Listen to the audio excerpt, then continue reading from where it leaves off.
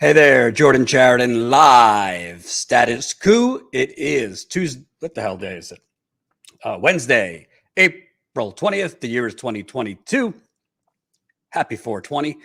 We are going to have as guests today Bill Clinton and Bernie Sanders lighting up on 420. So stay tuned for that.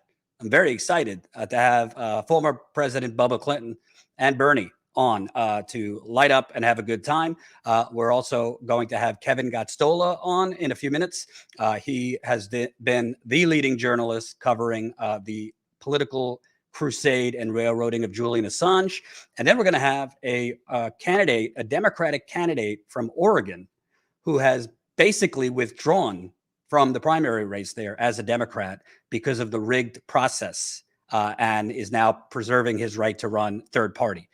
So we got a lot going on. Smash that like button, share this live stream, but smash the like button, thumbs up right under the video.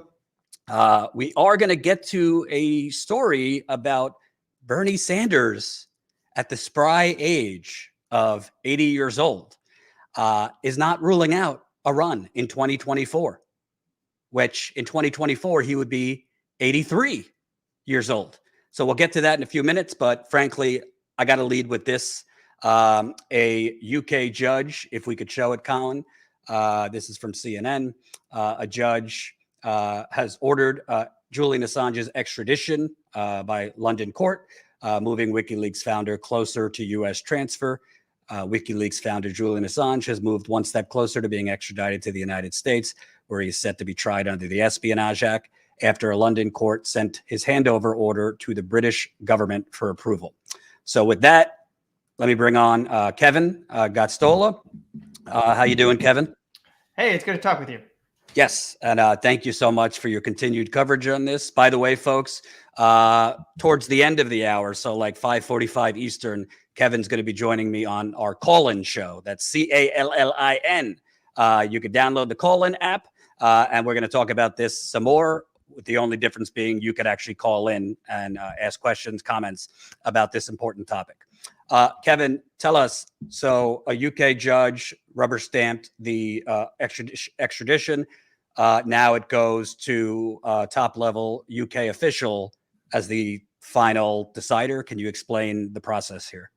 Yeah, so the Home Office is where extradition requests originate, as in that's where the US government passes them on to. So the UK Home Office receives a US extradition request under the treaty, and then it goes to the judiciary. So we're basically seeing it make a loop back to the Home Office, and the judge has put a stamp on it, as you say, and now Home Office Secretary Priti Patel, who is an important figure, which we can get into, but now she is going to be reviewing the extradition request. There's 4 weeks here that Assange's legal team has to make submissions and put forward their argument for why the extradition should not be approved by her. But she's going to have to look for any improprieties, and if there aren't any, if she can't see any, which is likely, it goes back to the magistrate court that just sent it to her. And then that is when we finally get to see an appeal from the Assange legal team on many issues that they've been waiting to challenge.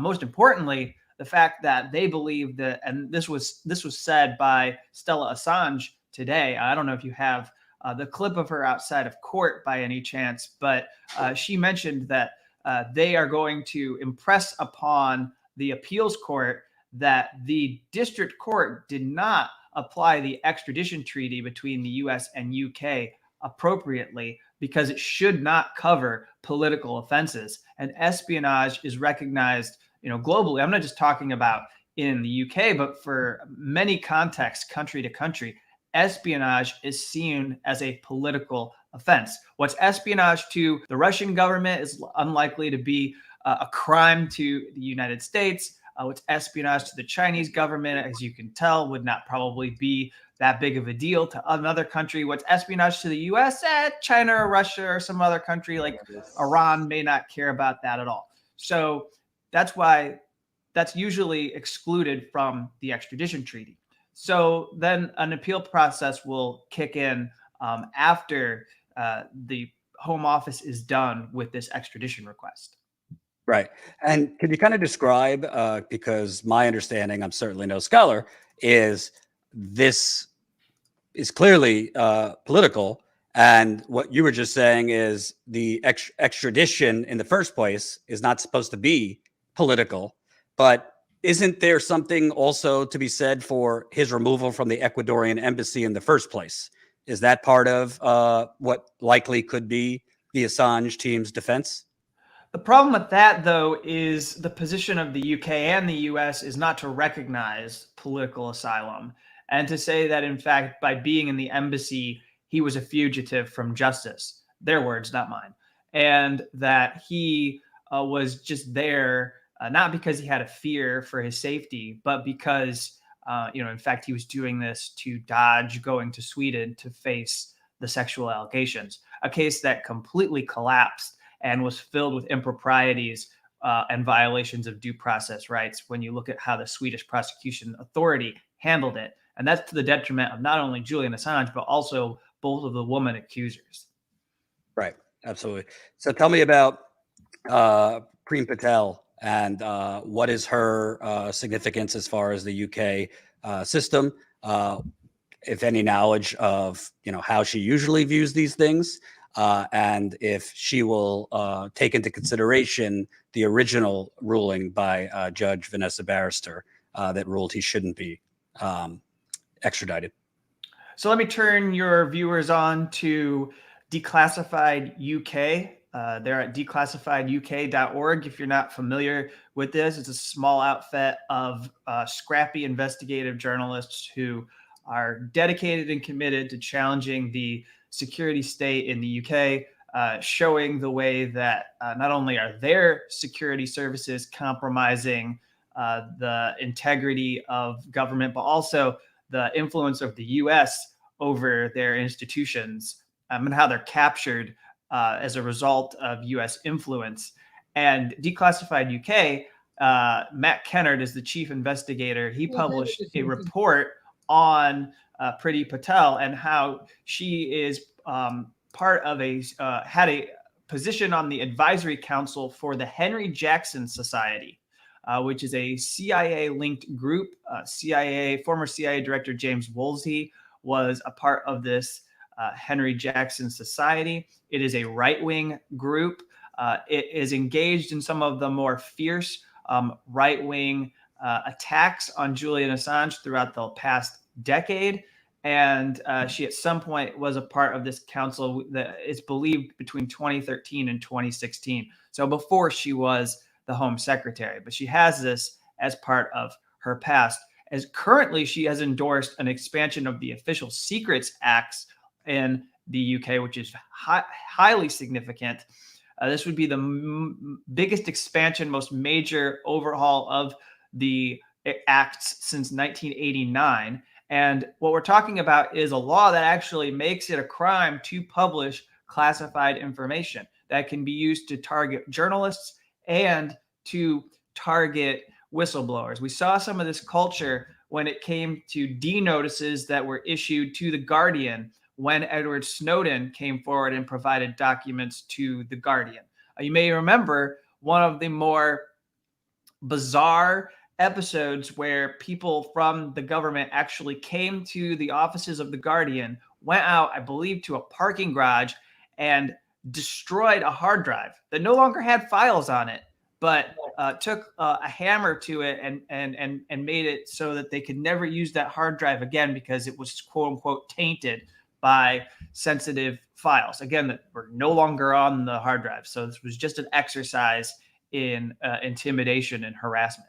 And that shows you that what we're dealing with in the UK is a culture against openness and transparency. The Home Office has resisted any efforts by people to submit requests for, and I'm talking about freedom of information requests, to find out the role of the Home Office in supporting the campaign to remove Julian Assange from the Ecuador embassy. As Declassified UK has reported and attempted to detail, there was a campaign called Operation Pelican.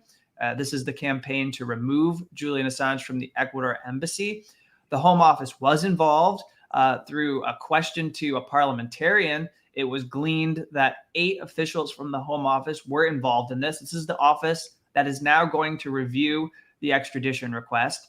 And but yet they claim that they don't have any of these records. That they're not. I guess they're not the custodian of these records. So people should go search for them. So they don't have anything in their files, which doesn't make any sense at all. So they're giving journalists the bureaucratic runaround, and at the same time, it's very clear that they are compromised. They are captive, and at this point, when it comes to Priti Patel and the Home Office, the best route for supporters of Assange and civil liberties, human rights, and press freedom organizations who care about this case, if they would like to do anything to stop this from moving forward, I think it should be to ask them to prove that the Home Office can act independently from the U.S. government, because I think it's highly doubtful whether they're willing to chart a course that departs from what are in the interests of the U.S. government. Right. And let me play the clip that you had referenced of Stella Morris, who is now the wife of Julian Assange, her response after this decision today. It was a formality, but I still felt sick to my stomach about what happened today. A magistrate signing an order to send Julian to the United States. The UK has no obligation to extradite Julian Assange to the United States. In fact, it is required by its international obligations to stop this extradition. Boris Johnson and Priti Patel, don't extradite Julian to the country that conspired to murder him. Boris Johnson and Priti Patel can stop this at any time. They can stop it today. They can stop this nightmare today and return Julian to his family. They can do the right thing and enforce Article 4 of the US-UK extradition treaty, which prohibits extraditions for political offenses. Right now, they're in breach of their own treaty. This is a political case, and with the signature of the magistrate, this now passes squarely into the political domain.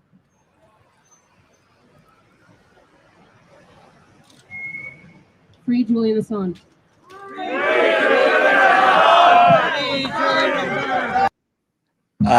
What was your takeaways from what she was saying? Yeah, she makes a really good point because it is about the politics.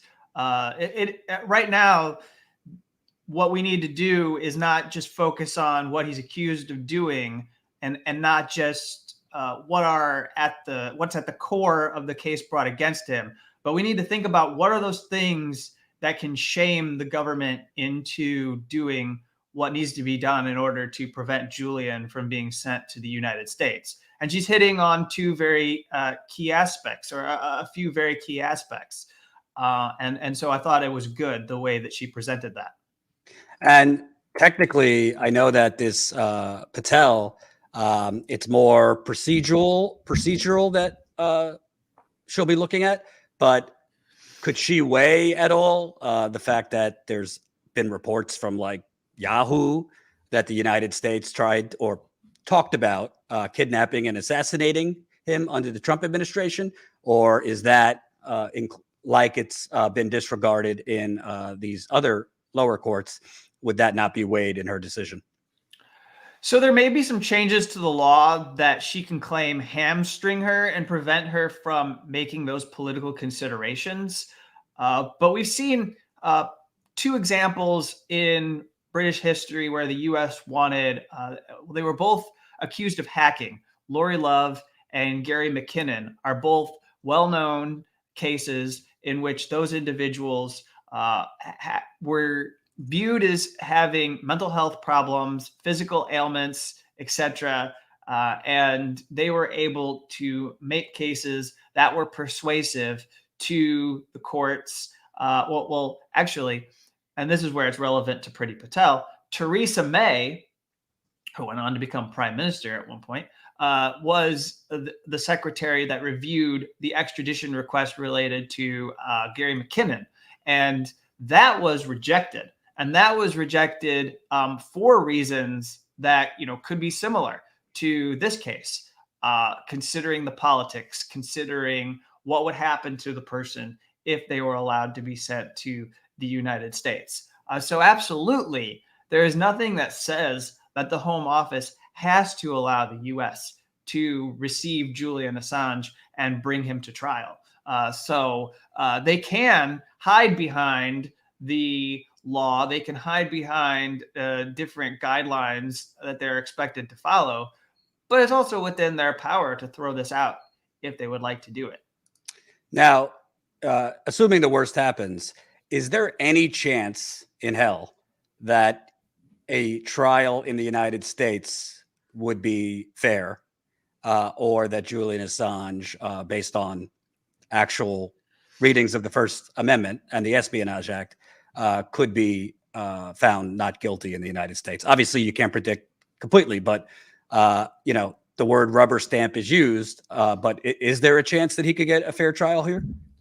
I don't think so. I think that it's pretty clear when you look at the body of case law related to whistleblowers who were prosecuted under President Barack Obama and under President Donald Trump, that the Justice Department has a massive sledgehammer that they can wield, which would not spare Julian Assange if he was put on trial in the Eastern District of Virginia. They have a lot of ability to bring this forward and do it without regard for how the Espionage Act may be vague, overbroad, may not actually be targeting criminal activity. They're able to take what we would think would be protected under the First Amendment and make it seem like a crime. And what has been an issue for people accused of leaking will be the same problem for Julian Assange, in that he'll be limited in how he can defend himself and argue that those documents were published and were in the public interest. And he'll be simply expected to understand and recognize that those documents could do damage to the United States, that there's possible that people who were named in them could be endangered. They're not charging him for the entire sets of files.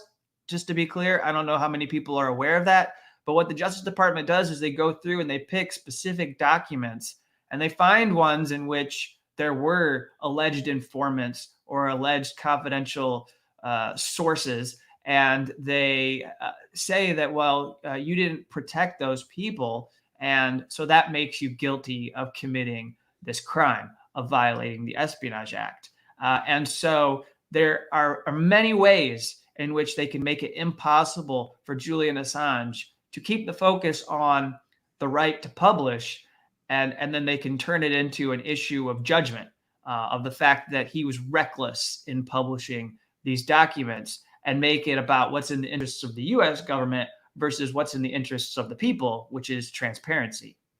Right. Thank you, Kevin. Kevin will be joining me again in about 20 minutes on call-in, so you could ask him questions about this and other things. Thanks again. Where could people find your work? If you go to thedissenter.org, that's where I publish the newsletter, and that's where you can read today's coverage of this decision. I called it the dark day for press freedom. And we'll talk more on call-in. Thank you, Jordan. Awesome. And before I move on, and by the way, smash that like button, share this live stream, smash that like button. Before I move on to this news of potentially Bernie 2024, I would like to invite Bernie and former President Clinton, who Status Coup exclusively spotted both lighting up on 420. Take a look. Hi, my fellow Americans, and happy 420. If you know a thing or two about 420, I kind of ruined it for a lot of you over the course of my presidency. The crime bill didn't really make it easier for you to get cannabis. I've got my bulletin blazing right here, but I just wanted to come and remind you all that cannabis is still illegal technically at the federal level, and I have a lot to do with that. So if you're thinking about getting high today and you get in trouble for it, well, you know exactly who to blame. I've been misbehaving, as you know, for quite some time. And I guess I could say I'm sorry for what I've done, but I wouldn't really mean it. I'm only here to tell you that I personally get high all the time, because how else could I possibly deal with Hillary 24/7? So.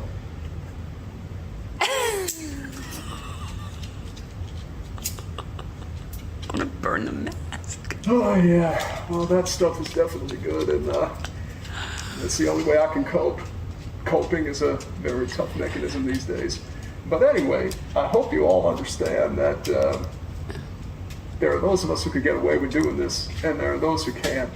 So I wish I could say I'm sorry, but we have a for-profit prison system that we have to maintain. So if you're going to get high today, just make sure you do it without getting caught. All right, I'll see you all soon.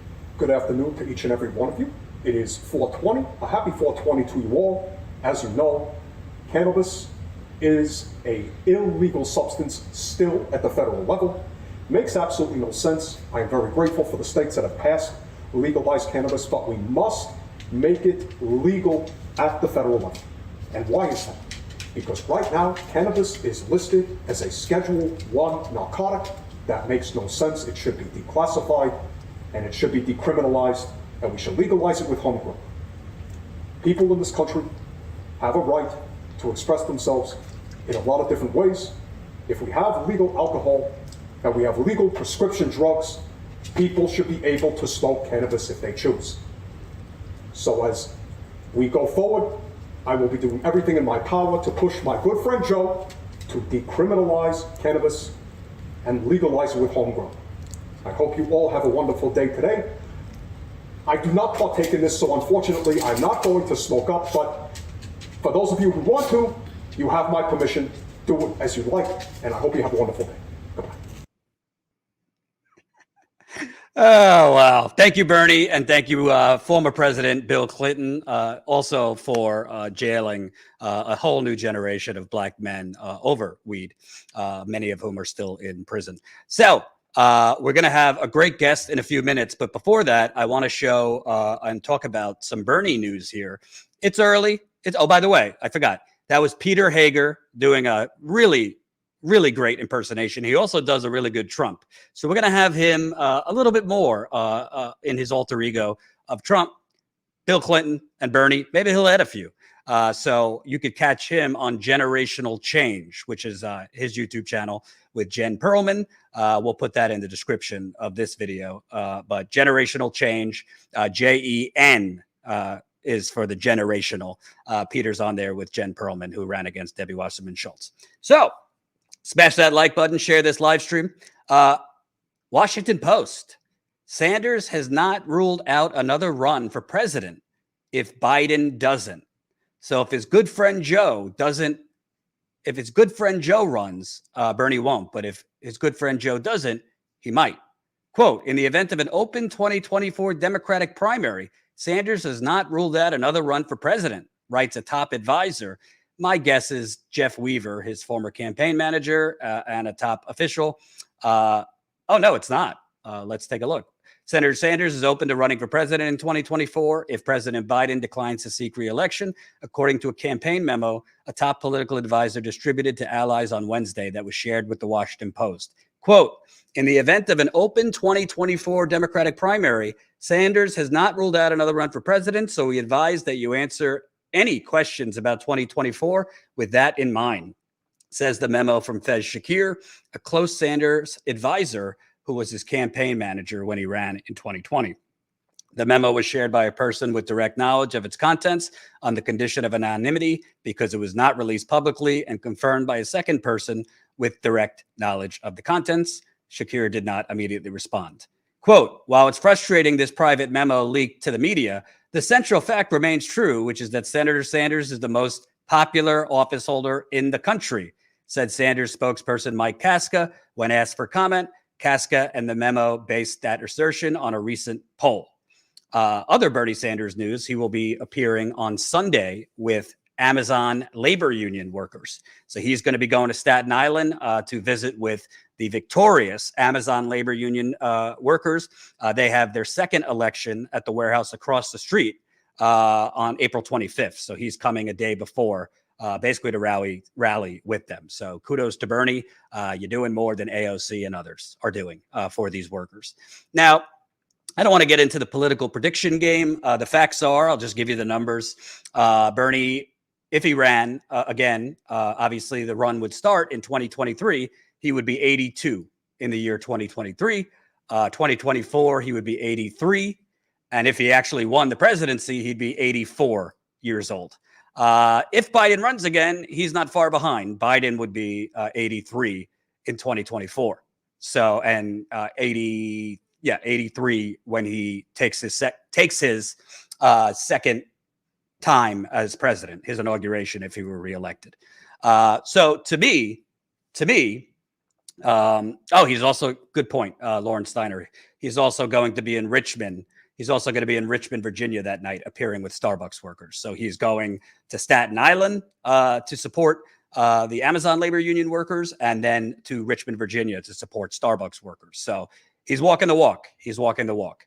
And obviously this is how politics works. It was leaked to the Washington Post by Bernie's people, and then they acted like, pretend upset that it was leaked. This is how it works. They leaked it because they want his name out there. Now, honestly, if, as expected, the Democratic Party gets wiped out in this midterm election, if, as expected, Joe Biden does not cancel student loan debt, if, as expected, Joe Biden does not take executive order on things like expanding Medicare, on climate, if, as expected, Joe Biden does a mealy-mouthed, maybe cancels $10,000 in student loan debts, which is something, but not going to change anybody's world with tens of thousands, if not hundreds of thousands of student loan debt. And the Democrats then propose VP Harris, assuming Biden doesn't run, which I think is a possibility that he won't run. I think VP Harris would have several primary challengers. Of course, the Democratic Party would scream, this would become the identity politics Super Bowl. Anyone, particularly a progressive, running against VP Harris for president, essentially they would bill as racist, sexist for blocking the first female president, obviously the first black female president. But I think that, we can't totally speak on what the zeitgeist will be in 2023 and 2024, but we can see two things right now, which I don't see improving unless Biden actually cancels student loan debt. Number one, the youth are fleeing Joe Biden and the Democratic Party. Biden's polls are very, very poor among age 18 to 34. A lot of those people held their nose and came out for Joe Biden in 2020 against Donald Trump. Latinos, which Bernie Sanders did exceptionally well with in 2020. That was one of the biggest surges Bernie Sanders campaign had in Nevada and elsewhere. They are starting to move to the right. The Latinos polls show more and more identifying with the Republican Party when they previously were identifying with Bernie Sanders. So, of course, the Democratic Party does not want Bernie Sanders, but Bernie, not to my liking, not to a lot of yours liking, he's played team sports the last 2 years under Biden. Well, year and a half. He has not spoken out strongly against Joe Biden. He has not spoken out strongly against the Democratic Party. He has served as the budget chair, held hearings, but has not leveraged his vote to block anything, which he could have done. And a lot of things he has done, although it has disappointed a lot of people in the progressive movement, has helped President Biden and the Democratic Party. I don't know if that was Bernie's strategy that he had in his mind. Well, I'm going to take a look at 2024. Obviously, the Democratic Party has basically put their whole body on the scale in 2016 and 2020. If I play nice, if I'm a team player, maybe I can make inroads if I run again. I think the media would have a selective standard if it was Bernie running as opposed to Biden. Meaning, if Biden decides to run for re-election, I don't really think the media is going to drum that much on the age. Again, he would be, let me check, Biden would be 83 in 2024, a year younger than Bernie. I think it would be brought up. I don't think the media would hamp on it as much as they would with Bernie Sanders. However, do I think if it's Bernie Sanders in a primary, assuming Joe Biden doesn't run, which as of now, I could see the Republicans taking over in 2024, in 2022, the House, possibly the Senate. And then we have a year and a half of hearings and possible impeachment against Joe Biden over Hunter Biden. Get ready for the Hunter Biden laptop investigations, hearings. Get ready for the investigations into Joe Biden's withdrawal from Afghanistan. Get ready for the investigations into Joe Biden's mental acuity. I'm just telling you what's going to happen if the Republicans retake the House and Senate. And Biden, at the age of 83, might say, to hell with it. I don't want to do this anymore. And frankly, I'm not a doctor. Clearly, he's not sharp anymore. Not diagnosing him with anything, but he clearly has issues with public speaking at times, and it seems energy. So if Bernie ran against Kamala Harris, throw in Pete Buttigieg, throw in, I don't know, Warren runs again, throw in some governors, maybe, I don't know, Phil Murphy of New Jersey, maybe throw in a moderate Midwest governor from Wisconsin. I don't really see someone that would beat Bernie of that lot. The media would probably push Pete Buttigieg like crazy. But I mean, Pete Buttigieg has a problem. No black voter wants to vote for him. Bernie came in number 2 among black voters in the Democratic primary in 2020. And frankly, a lot of those young people fleeing Biden are young black people and young Latinos. So it sounds crazy to say an 83, 84-year-old would have a shot. I think he would have a shot. The real difference is, what would the media do? Because we know what they did in 2016. We know what the DNC did in 2016. But would they be a little less?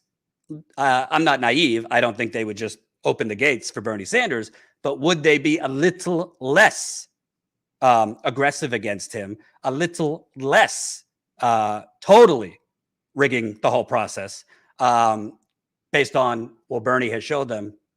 I've showed you for 2 years I could play nice. The progressive movement won't like that. The progressives that felt the burn would not like that if Bernie ran again and he was less critical of the Democratic Party. But my assumption is that's his thinking if he were to run again. So who knows? They might just be leaking this to completely float it and see the response. Obviously, Biden's health matters. So does Bernie's health. He's not a young man. He'll be 81 in September. But it is interesting that as Biden's polls continue to sink, he had one of his lowest polls the other day. Bernie's campaign or Bernie's people are floating this trial balloon. And now you have Bernie going back on the road, which I do not think will be the last time he will be out there for Amazon workers on Sunday, Starbucks workers, and I could see him with other workers rallying as more and more workplaces unionize. So we shall see. We shall see. Keep smashing that like button. Share this live stream. We got 350 people watching. Let's get more. We'll be on call-in soon. But I want to introduce a guest. Speaking of Democratic Party corruption and rigging the system, Joshua Welch. You are a public school teacher in Oregon, and you were running for the Democratic primary for Congress, but you have now withdrawn from that. Essentially, it seems to keep your options open on a third-party run. But I want to get from you, what made you want to run as a school teacher in Oregon, and what made you recently drop out of the race as a Democrat? Thanks, Jordan. It's great to be on. I really appreciate it. So I ran, I got a pretty good life. I'm a public school teacher. I have a couple kids, and my life's going well. But I'm completely disgusted with our corrupt political system. And so I live in Oregon's 4th district, which is currently represented by Democrat Peter DeFazio, who's been in this seat for decades.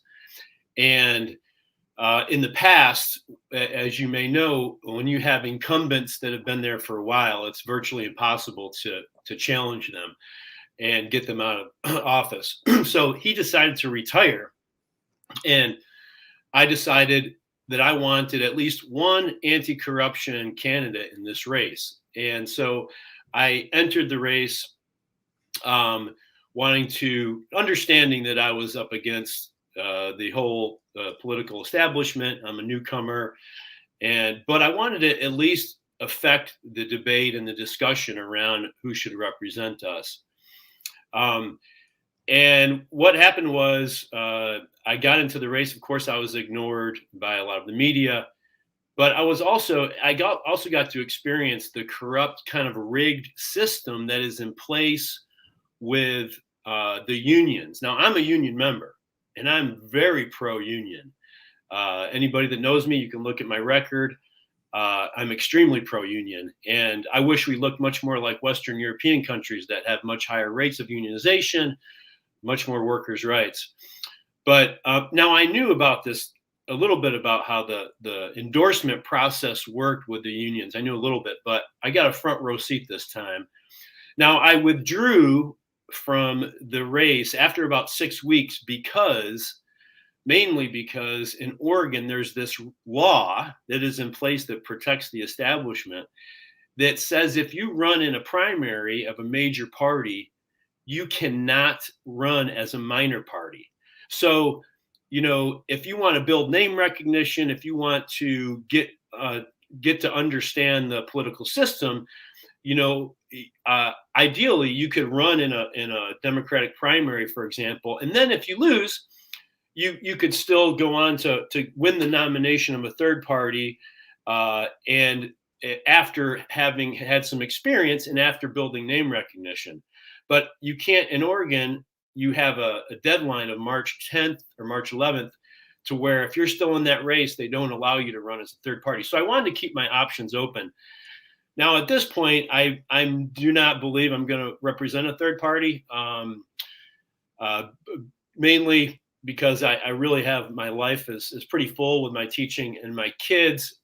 But I wanted to share with your audience and as many people as I can how unions are working against workers' interests by preserving the corrupt system by endorsing corrupt establishment candidates. So the system is really designed for political insiders.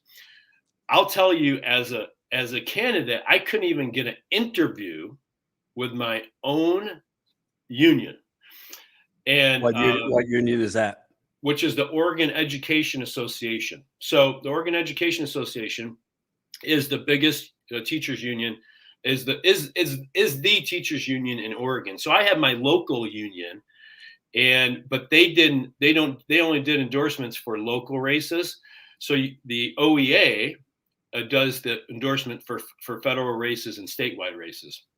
And essentially, it's a rubber stamp for establishment politicians. So if you look at the criteria for getting an interview and getting support, the corrupt candidates have it made. Like no outsider, no anti-corruption candidate like myself is ever going to get the endorsement of the unions. Now, I can't say for sure, but unions like the AFL-CIO, the SEIU, also operate with similar systems. If you're not a political insider, if you're not an establishment candidate, you've just got no chance. So on one hand, unions like my own work tirelessly to improve workers' conditions. We just negotiated a contract recently, which was really tough. We also work for like school funding measures. So in Oregon, we have ballot measures that we can get, we can pass for like school funding, and our union will campaign for those. It's all good stuff. But when it comes to the elections, this is where the unions are like preserving the corruption. So in this race, by the way, my former opponent, who her name is Val Hoyle, she is the establishment candidate. She is corrupt. She's never seen a donation that she's turned down. She's taken money from every big tobacco, the fossil fuel company. In fact, the Lever, formerly the Daily Poster, did a story on her, on Val Hoyle, because we had not long ago, a major fossil fuel company was trying to run a giant natural gas pipeline through the middle of our state. And it was widely opposed by environmentalists, landowners, farmers, you name it. Like almost everybody was against this. Val Hoyle, who is the establishment pick, came out in favor of it. And guess what? She took some money from, she takes money from that company, right? So now I couldn't even get this. Now, not only do the candidates like me not have a chance, but I couldn't even get the results of the vote. So my union had like well, actually, I want to be clear. They create a PAC. So it's not the OEA, it's the OEA PAC, right? Mm. But so they use teacher's name. They use my good name along with my colleague's good name to put their stamp of approval on corrupt candidates.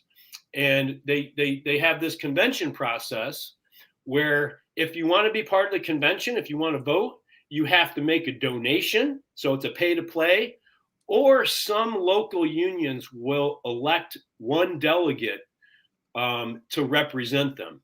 So it's very undemocratic. It's run by political insiders, and it's secretive. They won't even give you the information. In fact, when I tried to find out, because there were a couple other candidates that are still in this race that are credible anti-corruption candidates, okay? And I wanted to see, and one of them was able to get into the convention, and I wanted to see how we voted, how the votes went down. Well, when I asked my own union, they said, that's not public information. You can't have it.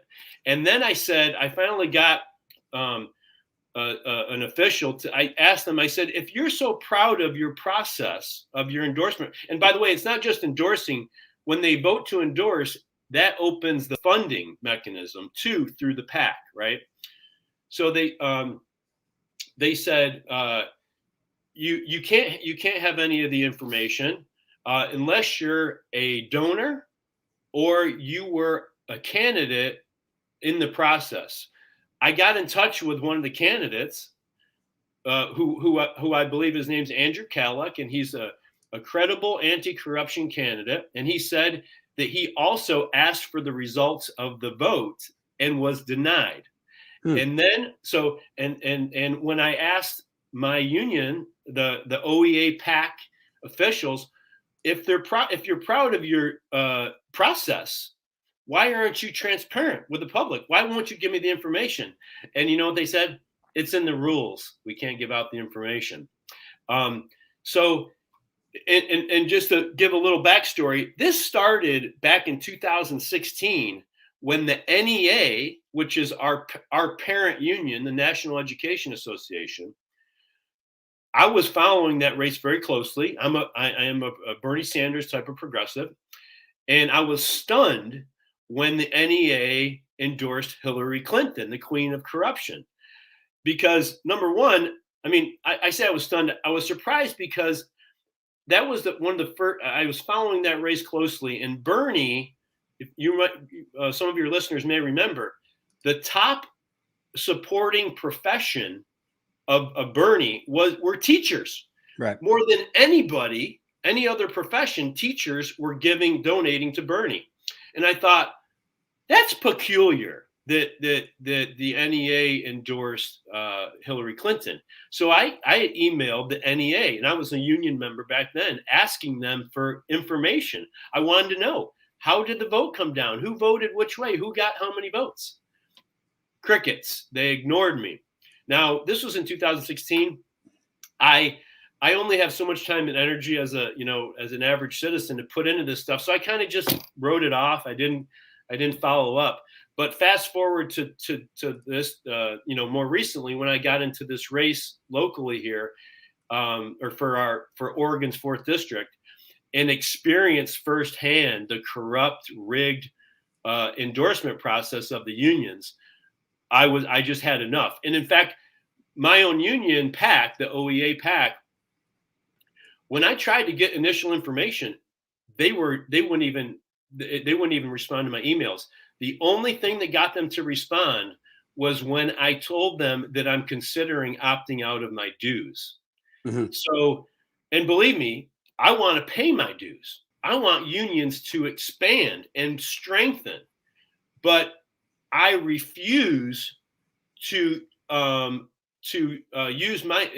give them my power and my money as long as they are rubber stamping corrupt establishment politicians.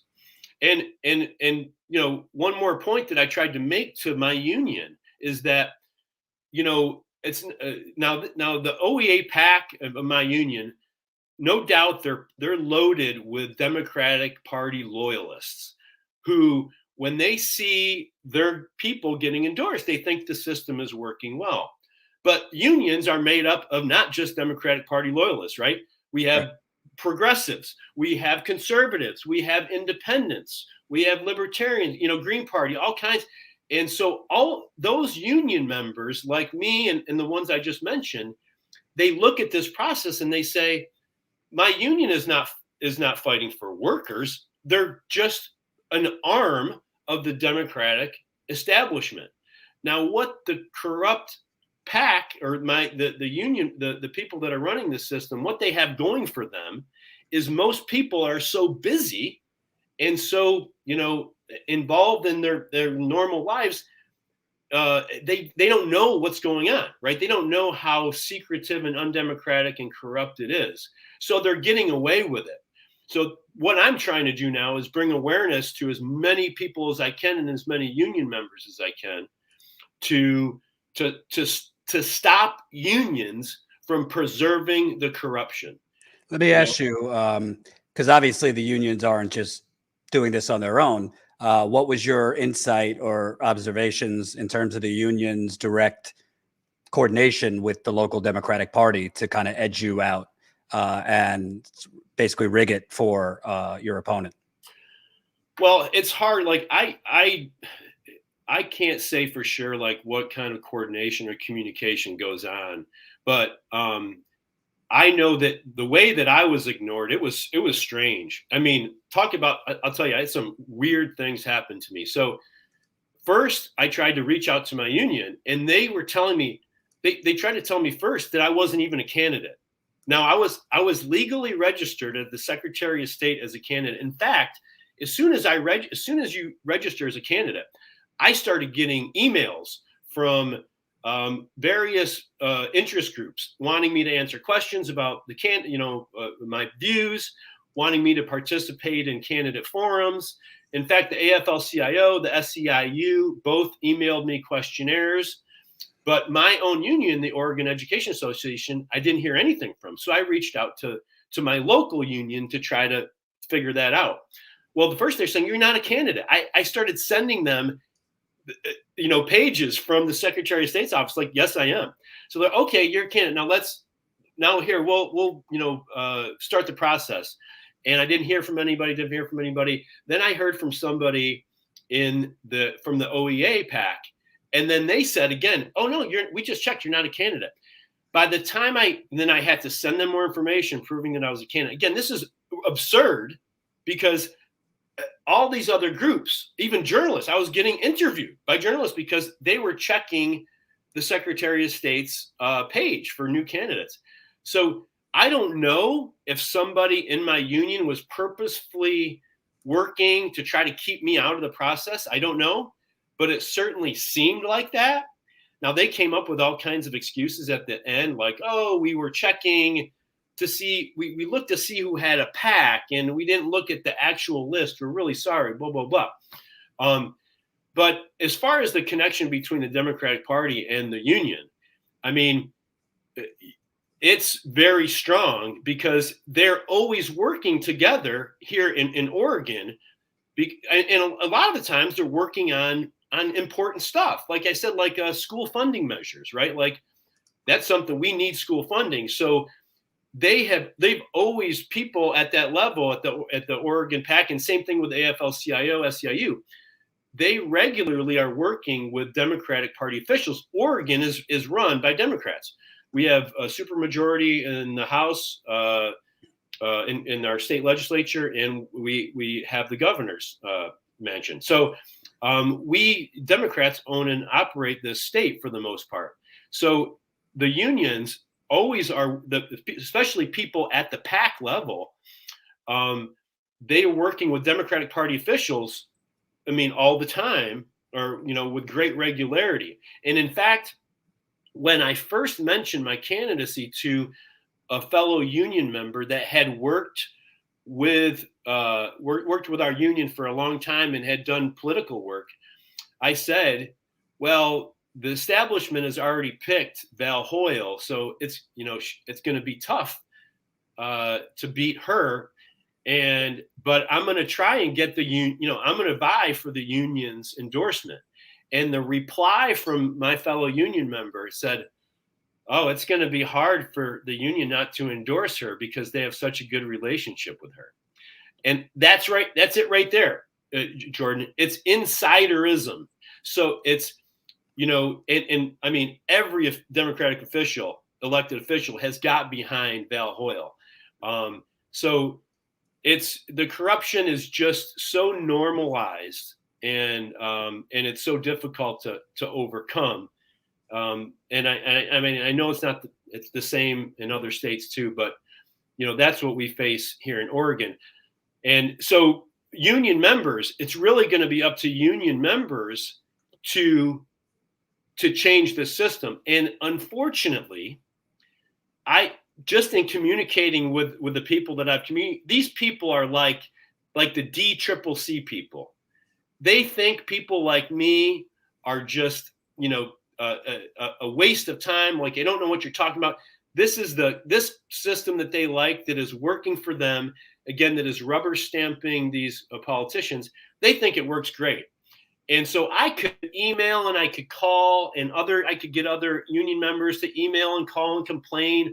And we could go to meetings and advocate for rules changes. We could probably work our whole lives and get almost nothing changed. So unfortunately, the only thing that I think is going to force unions to stop the corrupt system is for large numbers of union members to say, I'm opting out of dues unless you change. And I've told my union president this. I said, look, they can do a couple things. They could democratize the process, the endorsement process, where every union member gets a vote, and let the cards fall where they fall, and I will live with that. It's not like I'm really upset that my preferred candidate didn't get endorsed. It's that the voices of most teachers are not involved in the process that uses our name, right?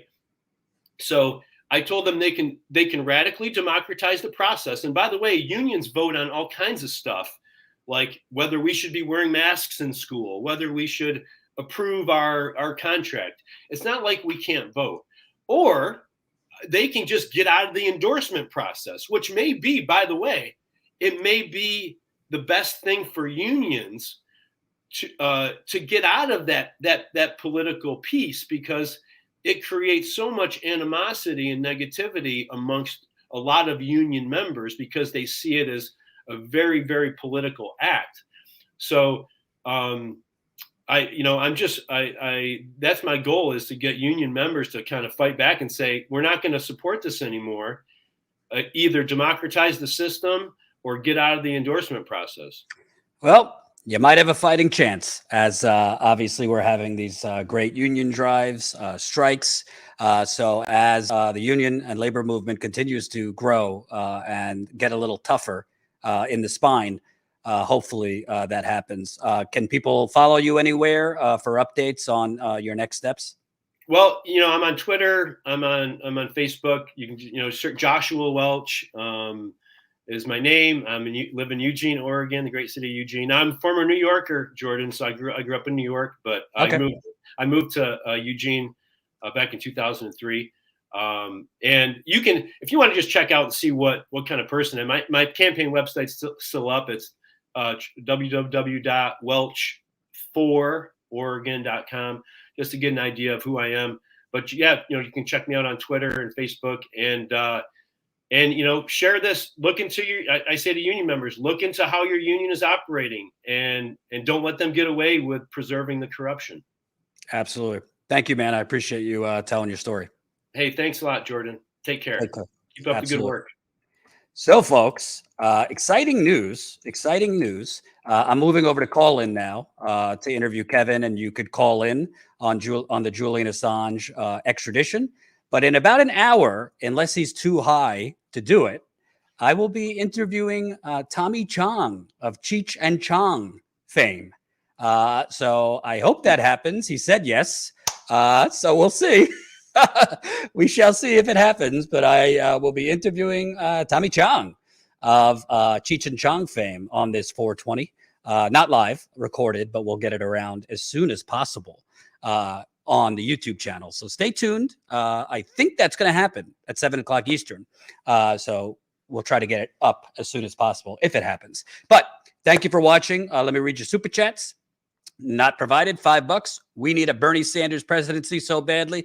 I don't care if he had only 2 years left to live and we have some young lady as vice president. Okay, that's fair. Peace Walker, $5. There's not enough weed in the world to deal with Hillary. Oh boy.